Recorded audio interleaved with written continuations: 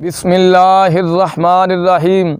محموز کا قاعدہ نمبر 4، جاءن اوادیم ائمتن والا قانون یہ ہے، اگر ایک کلمہ میں دو حمزے متحرک اکٹھے آ جائیں، ان میں سے ایک مکسور ہو تو دوسرے حمزہ کو یا سے تبدیل کر دیتے ہیں وجوباً، دوسرے حمزہ کو سوائے ائمتن کے دوسرے حمزہ کو یا سے تبدیل کرنا جائز ہے۔ اور اگر دو حمزوں میں سے کوئی ایک حمزہ مکسور نہ ہو تو دوسرے حمزہ کو واو مفتوحہ سے تبدیل کر دیتے ہیں وجوباً، بشرطے کہ ان دو حمزوں میں سے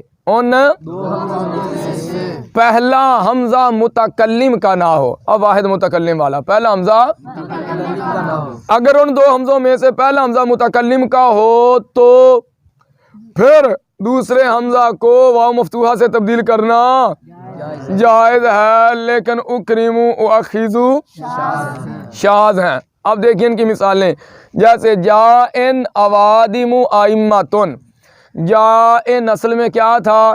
جا یہ ان، پھر اجوف کے قاعدہ کیا تھا؟ قائلن بائن والے قانون کے مطابق یہ یا الف فاعل کے بعد واقع ہے، اپنی اصل میں سلامت، اس کا اصل کیا؟ واحد مذکر غیر ماضی، جاء اصل کیا تھی؟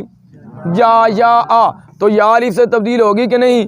یہ یا الف فاعل کے بعد واقع اپنی اصل میں سلامت نہیں ہے، اس یا کو حمزہ سے تبدیل کر دیا تو یہ جا یہ ان سے کیا ہو گیا؟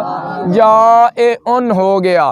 اب دیکھیے اس مثال کے اندر ایک کلمہ میں دو حمزے متحرک اکٹھے آ گئے، ایک ہی کلمہ ہے، دو حمزے ہیں، دونوں متحرک ہیں، ان میں سے ایک مکسور ہے تو دوسرے کو یا سے، تو یہ جاء ان سے جاء یون ہو گیا، جاء۔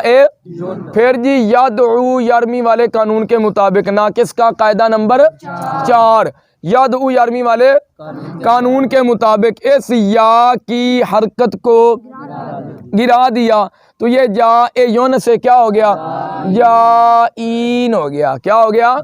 جائین ہو گیا۔ اب کتنے ساکن اکٹھے ہو گئے؟ ادھر دو ساکن اکٹھے ہو گئے، التقاء ساکنن ہو گیا کہ نہیں؟ التقاء ساکنن کی کتنی قسمیں ہیں؟ دو قسمیں ہیں۔ التقاء ساکنن کی کتنی قسمیں ہیں؟ کون کون سی؟ علی حدی ہی، التقاء ساکنن علی غیر حدی ہی۔ اچھا یہ بتاؤ، یہ التقاء ساکنن علی حدی ہی علی غیر حدی؟ علی غیر حدی ہی۔ التقاء ساکنن علی غیر حدی کی کتنی صورتیں ہیں؟ 7 صورتیں بنتی ہیں۔ ان 7 میں سے جائین میں کون سی صورت پائی جا رہی ہے؟ صورت دوم کیا ہے؟ انتفاع شرط دوم، یعنی ثانی ساکن مدغم۔ التقاء ساکنن علی حدی ہی کی 3 شرطیں ہیں نا، اول ساکن مدہ یا یائے تصغیر ہو، ثانی ساکن مدغم ہو اور کلمہ، یہ 3 شرطیں التقاء ساکنن علی حدی ہی کے لیے۔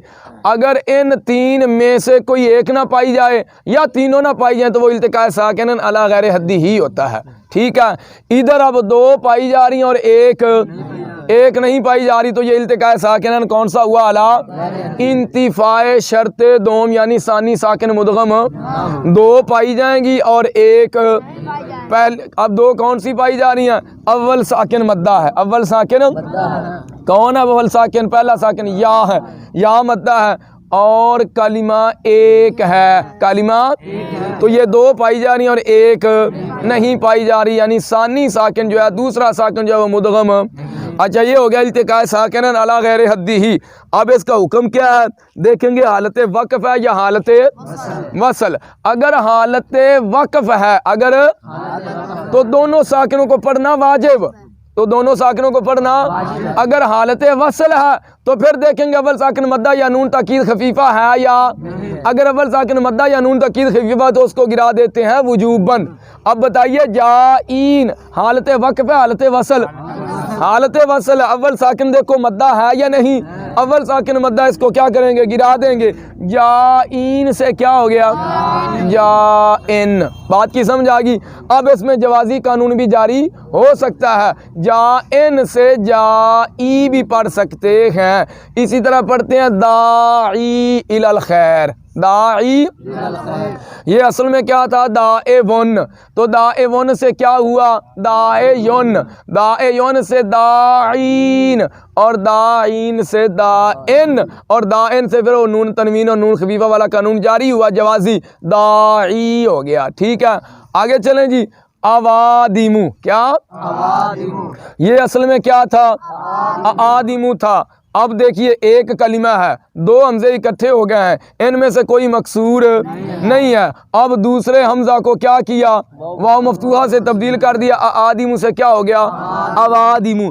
سائل سوال کرتا ہے آپ نے بھائی قاعدہ بیان کیا ہے اگر ایک کلمہ میں دو حمزے متحرک اکٹھے آ جائیں کوئی ایک ان میں سے مکسور ہو تو دوسرے حمزہ کو یا سے تبدیل کر دیتے ہیں وجوباً، تو آپ نے یہ وجوبی قانون ائمۃن میں جاری کیوں نہیں کیا؟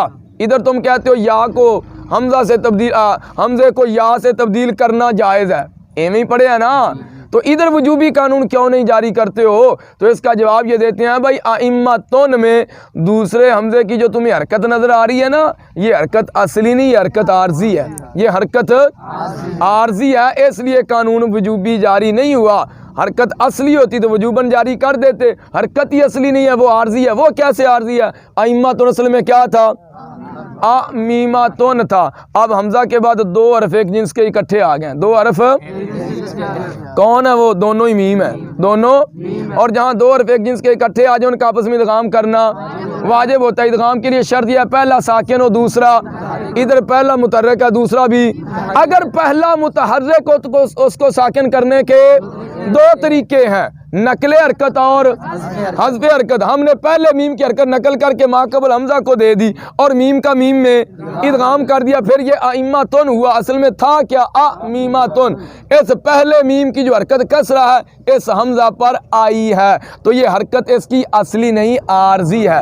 اگر حرکت اصلی ہوتی قانون بھی وجوبی جاری کرتے، حرکت اصلی نہیں کیا ہے عارضی، اس لیے ہم نے کہا ادھر ائمۃن کے اندر دوسرے حمزہ کو یا سے تبدیل کرنا واجب نہیں جائز ہے، کر لو تب بھی ٹھیک ہے، نہ کرو تب بھی ٹھیک ہے۔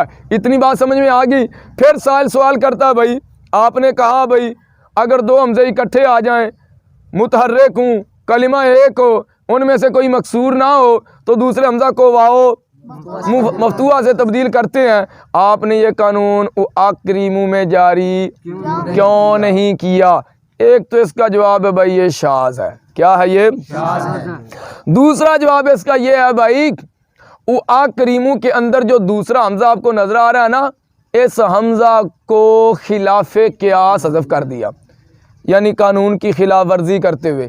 قانون تو یہ چاہتا تھا حمزہ کو ہم واو سے تبدیل کرتے، لیکن ہم نے قانون کو جاری نہیں کیا بلکہ کیا کیا خلاف قیاس، قانون کا خلاف کرتے ہوئے حمزہ کو گرا دیا۔